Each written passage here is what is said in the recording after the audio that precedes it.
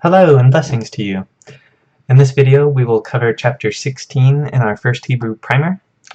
We will keep talking about pronominal suffixes or pronoun endings and specifically how they relate with prepositions. Okay, before we begin, I glanced over these and thought they were pretty good and wanted to share them with you, so let's first read this. Ahavti et avi ve'et imi. And that would translate as I loved, past tense, or at least perfect, it's completed action. I loved my father and my mother. So that was pretty fun. Then I looked at the next, and it's my name, Yosef Ahav et Kiso Asher Betok Beto. And that is Joseph loved his chair, which is in the middle of his house. So I thought that was fun too. And you can see we're starting to have to bounce around as we translate. So kind of watch my mouse as I go through this again. Joseph loved his chair, which was in the middle of his house. Okay. Well, let's move on to vocab. So our vocab is mostly going to be review today. Okay.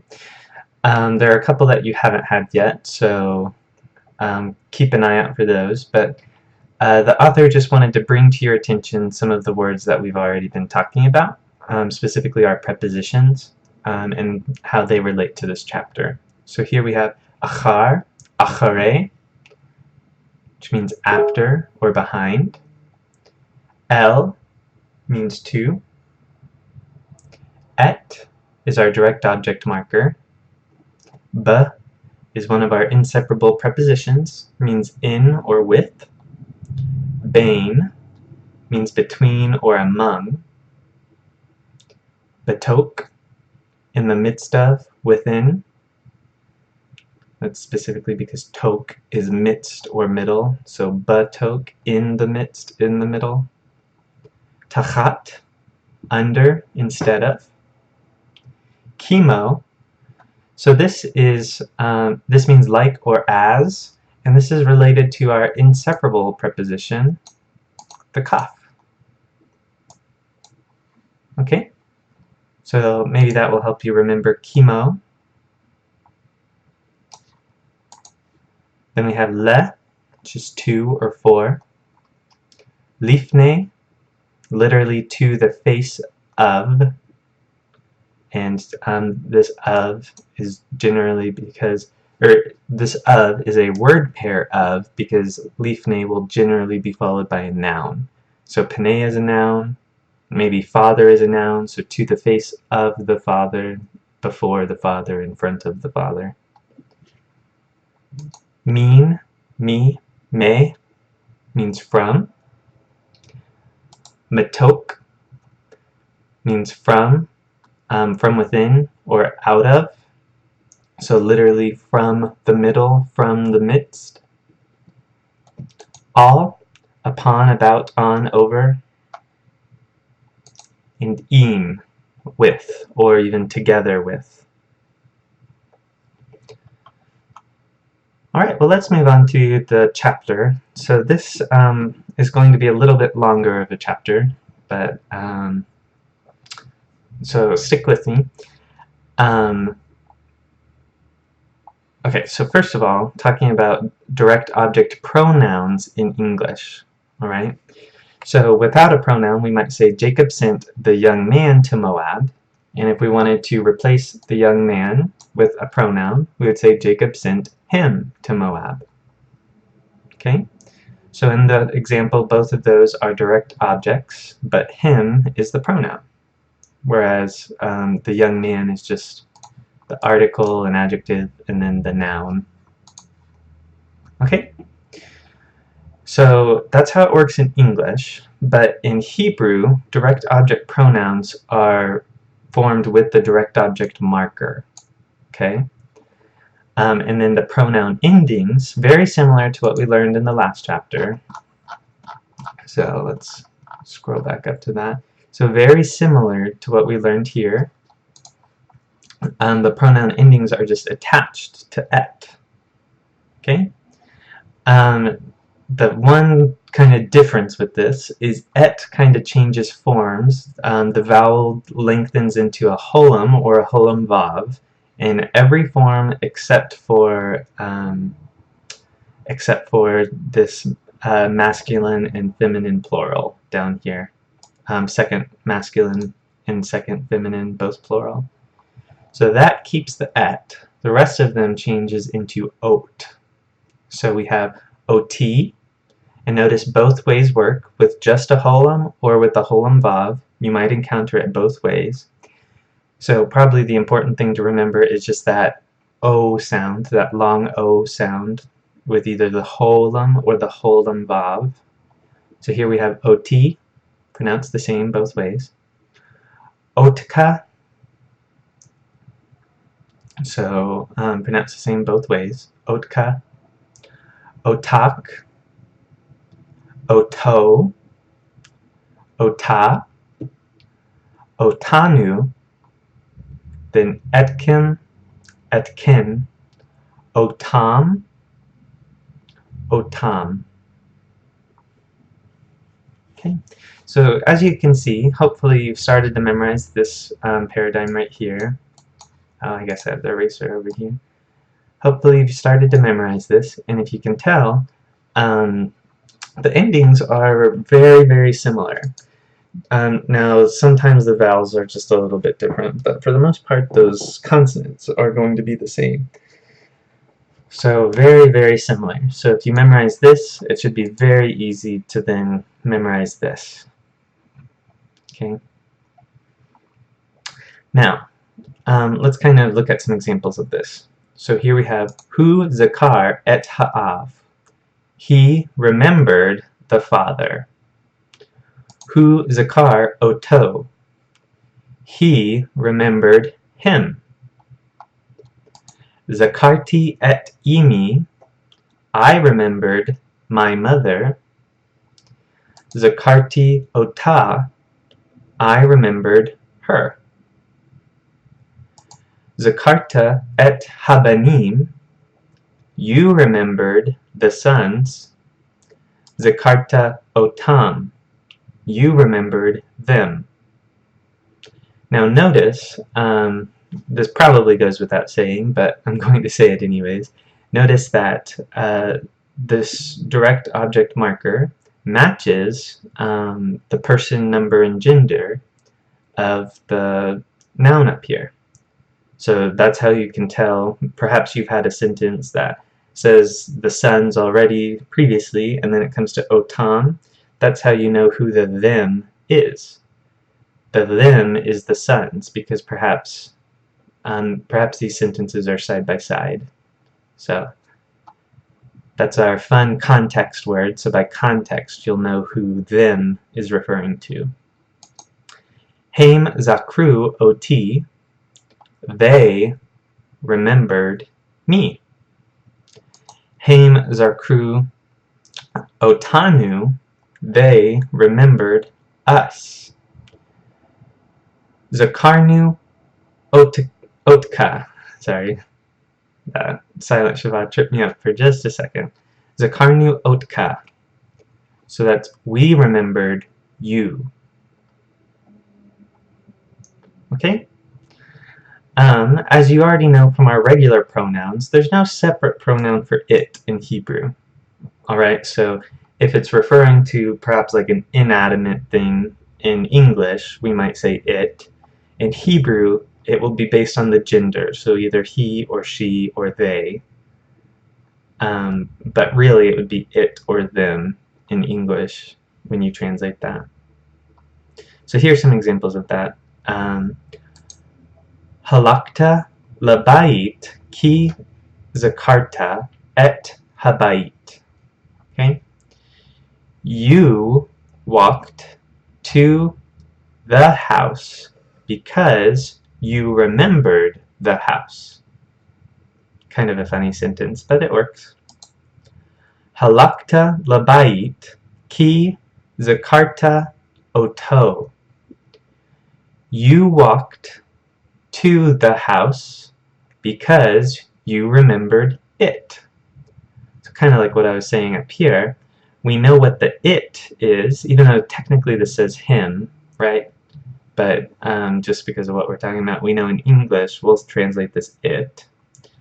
So we know what the it is because it is a singular masculine third person, and the only other thing in the sentence like that is the house. So we know that that's referring to the house. So hana'ar yikach et habehema. The young man will take the animal. Hana'ar yikach ota. The young man will take it. So again, just by context, we know this is it instead of her. Okay? So that has to do with the direct object of the noun. Now let's move to the direct object of prepositions. Okay? So, like we had above, in English, we have separate words for me, on him, with her. In Hebrew, pronouns will never appear as separate words after a preposition. Instead, they will directly be attached to the preposition. So this will be very similar to the possessive endings, again, that you learned in chapter 15, but once again with just some slight changes here and there. Okay? And just another note here, almost every preposition in Hebrew will take a pronoun ending. So this is a very common thing. With that being said, some are more common than others, and so the author is kind of focusing on some of these more common ones.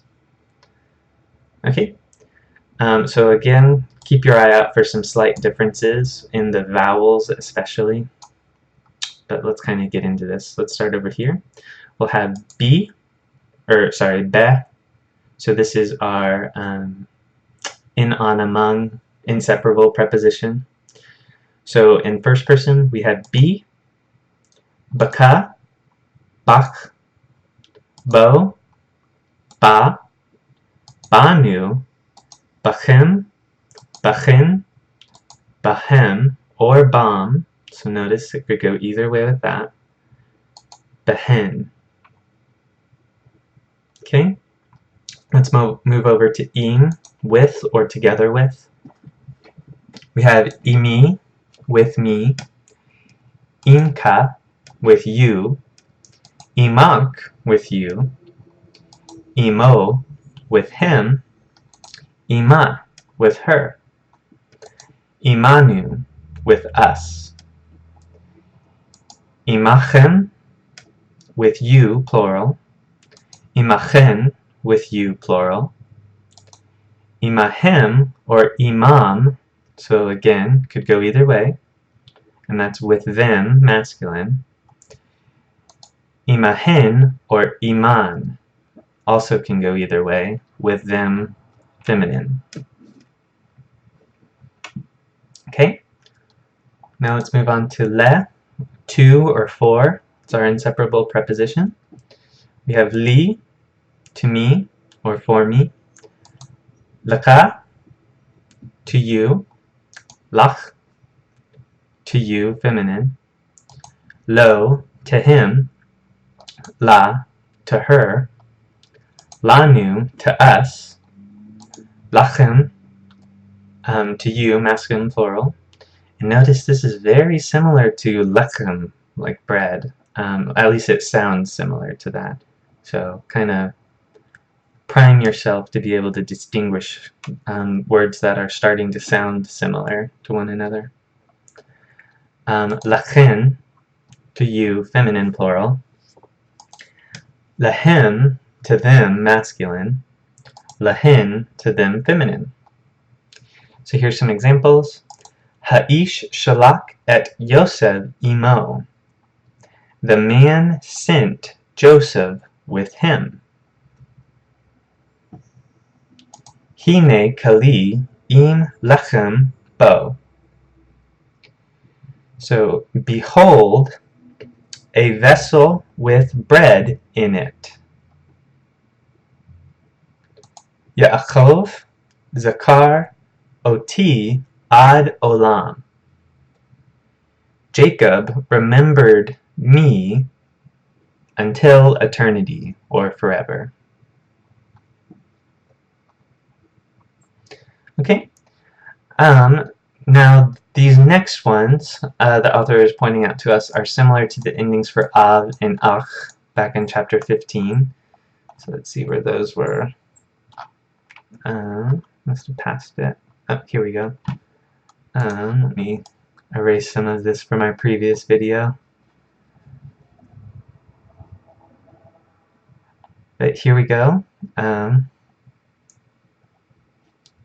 These dots are hard, huh? So av, remember av and ak are similar here. So you need to be aware of those differences back from chapter 15. But being aware of those differences will help you here in chapter 16 now too. So here we have all, meaning on, about, on, over, upon, something along those lines. We have alai. So notice instead of ali, it's alai, and that's upon me. Alaka, upon you. Alaik, upon you, feminine singular. Alav, so notice this is a V sound because this vav is a normal vav, not a holon vav. Alav, upon him. Aleha, upon her. Aleinu, upon us. Alechem, upon you. Alechem, upon you. Alehem, upon them. Alehen, upon them. Okay, next we have El, Eli, to me, Elika, to you, Alaik, to you, Alav, to him, Eleha, to her, Elenu, to us, Alekem, to you, Aleken, to you, Alehem, to them, Alehen, to them. Okay? Here we have achare, meaning after, and notice this is the word pair form, so keep that in mind. Acharai, after me. Achareka, after you. Acharaik, after you. Acharav, after him. Achareha, after her. Acharenu, after us. Acharekem, after you. Achareken, after you. Acharehem, after them. Acharehen, after them. We have lifnei, lifnai, before me.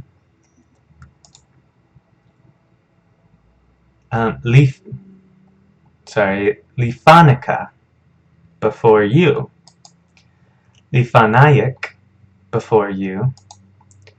Lifanav, before him. Lifaneha, before her. Lifanenu, before us. Lifanechem, before you. Lifaneken, before you. Lifanehem, before them. Lifanehen, before them. Okay? Some examples. Shalakti Elohehem lachem. I sent to them bread. So I sent bread to them. David halak lefanav uMoshe acharav. So David walked before him, and Moses after him. Okay, I think we're getting close to the end, so bear with us. So let's see. Mean is going to be a tricky one, okay? It is very irregular. So memorizing it will definitely be helpful, but at the very least you need to be very, very familiar with it. Okay? So let's kind of go through it. Mean, so that's kind of our normal form, means from or out of. Mimeni, from me. Mimka, from you. Mimeka, me make, is from you, feminine singular. Notice that this form is very similar to the masculine form, and it's just the shagol and this dagesh are really the only difference here. So mimka and mimeka, and I believe some of our things up here, where was that? Well, no, it must have been in the last chapter. But, so we can go back there. Notice that eka ending can even be a masculine singular ending, and so this is extra confusing right here. So how will you know? Context, okay? But still, you want to be familiar with this. So the feminine singular, second feminine singular can be either of these two forms. Mimika, me make. Mimenu, from him. Notice we would expect this to be mimo, right? With that holam vav, masculine singular third person ending, right? It's not. It actually matches our first common plural ending. So just keep that in mind is the best you can do. But again, mimenu, from him. Mimena, from her. Mimenu, again, could be from us, first common plural. Mikem, so notice we've dropped that second mim here. Mikem, from you. So this is more like our inseparable type of preposition right here for these forms, for I guess all of these, the rest of these plural forms after the first person. So mikem, from you masculine. Miken, from you feminine. Mihem, or mayhem, is from them. Mayhen, from them feminine. Okay? Very different, right? So read over this several times, come back to this in a few days, in a week, in 2 weeks, read over it again. You can memorize it. I would encourage you, if you have a good memory, to go ahead and memorize it. At the very least, be familiar enough with it that you can recognize at least the endings, some of the more tricky things, and maybe have your consciousness kind of primed to translate this mem as from, and just realize kind of it doubles here. I don't know, whatever helps you. And if you need more help or direction from this, definitely reach out to me and we can figure something out. So let's look at these examples. Yosef lachak mimenu kisef. So Joseph took from, it could be him, from him, or from us, silver. So Joseph took silver from us or from him. Rachel shama alav memini. So Rachel heard either about him or concerning him from me. So Rachel heard about him from me. Maybe it's kind of the sense of that. Hu yatsa minka u me'ara tseka. Sorry, that was a lot going on right here, right? Ume artseka. Ume artseka. Ume artseka. probably. Sorry, it took me a few times to kind of break that down in my head and put it back together, how it sounds like at least. So he went out from you and from land yours. So, and from your land. So he went out from you and from your land. Okay? Just like our regular preposition mean, even when it has these pronouns, it can still be used for comparisons. Okay? So here we have Yosef Gadol David. So Joseph is big from David. Literally is what this says. Joseph is big from David. Or Joseph is bigger than David in better English. Yosef Gadol Mamenu. So Joseph is bigger than him, or than us, could be. But if we connect it with the sentence we previously translated, we know it's from him, right? Okay, just a note from the author, you can find these spellings on page 385. So, there are also some prepositions that are less frequently used. You can also just reference those on page 385 if you need to, but these prepositions less frequently have pronominal suffixes on them. So, tachat, bain, kamo, batok, mitok. Okay, so under instead of, between, among, like, as, from the middle, from the midst, or sorry, in the middle, in the midst, from the middle, from the midst. Okay, so they can have pronominal suffixes, but don't usually, and at least it's very less frequent. Okay, so next thing we're moving to is our possession. So we've talked about this a few times in class. I'm not sure that our book has covered it yet, but there is no verb in Hebrew to express possession or the English verb have, like I have a dog. There's no verb in Hebrew to express that. So instead, statements of possession are indirectly made by using the inseparable preposition li. So a good example of this is, I told you guys this probably the first day of class, so you might not remember, but we've talked about it a few times since then. But here in Song of Songs, chapter 6, verse 3, we have Ani, Ladodi, Vedodi, Li. Okay? I, and then am, we have to insert am, to my beloved, dod is beloved, Vedodi, and my beloved is to me. That's how you express possession. So literally, I am to my beloved, and my beloved is to me. In better English, we'll say, I am my beloved's, and my beloved is mine. Okay? So, now, so the author kind of breaks this down into two ways that we might express this English verb have in a Hebrew sentence. And the first one is by attaching itself to a noun or a pronoun that is the possessor. Okay, so LaAbraham banim, literally to Abraham are children, or Abraham has children.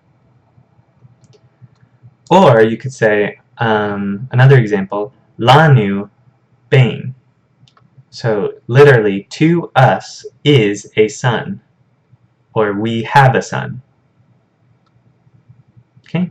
The other way that we might do this is with our particle of existence, yesh. So remember, yesh means there is or there are. So we have yesh la'Abraham banim. So there are to Abraham children. Okay? Yesh lanu bain. So there is to us a son, or we have a son, or Abraham has children. Okay? So either of these ways work. Now, if you want to say if you want a negative version of that, like Abraham does not have a son, we have to use our other particle, ein. So this means there is not, there are not. So here's an example. Ein le'Abraham banim.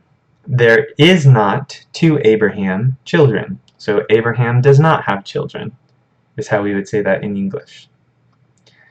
Ein lanu bain. There is not to us a son, or we do not have a son. Okay. Now this is how you would construct it in the present tense in English. So if it's constructed like this, typically you'll translate it in the present tense. It's the only, okay, maybe this is a better way to say it. I'm sure you guys have heard that expression that like a square is a rectangle, but a rectangle is not a square. That's kind of the situation. So this is the only way to express it in the present tense, but it can still be the past or the future. So this is our square, okay? The square is a rectangle, but not all rectangles are squares. So this construction can be the present tense, but it doesn't have to be the present tense. It's kind of what I'm getting at for all three of these constructions. Now we can have the same construction in the past or the future definitively by using our to be verb, hey yod hey, haya. Okay, so this is what that would look like. And before we move on, do you want to point out this last sentence? It's the word that is possessed is what determines the form of our to be verb. Okay, so this means, so first I guess, hayu la'Avraham banim. So there are to Abraham children. So then we can kind of flip it around and say Abraham has children, or had children, because it's in the past tense. Hayu lo banim. So there were to him sons. So that also works. Haya lanu bain. There is to us a son. Again, notice that haya matches bain and hayu matches banim. Haita lanu bat. So there is to us a daughter. Sorry about that. My dog's barking. Someone's at the door. Probably Celeste. So that's in the perfect. Same thing can be done in the imperfect. So we have Yihyu la'Avraham banim. There will be to Abraham children. So Abraham will have children. Yihyu lo banim. There will be to him children, or he will have children. Yihye lanu bain. There will be to us a son, or we will have a son. Tihye lanu bat. So there will be to us a daughter. Okay. And again, just drawing your attention that these forms match and these forms match. Okay. Now, if you want to express the opposite using the to be verb in either the perfect or the imperfect, of course, you just add lo. So a lot of these things that we've just talked about, you could probably surmise, but it's also nice to have all of this spelled out for us, right? So here we have lo yihyu la'Avraham banim. So there will not be to Abraham children. Okay, so Abraham will not have children. Lo haya lanu bain. There will not be to us a son, or we will not have a son. Or lo tihye lanu bat. So there will not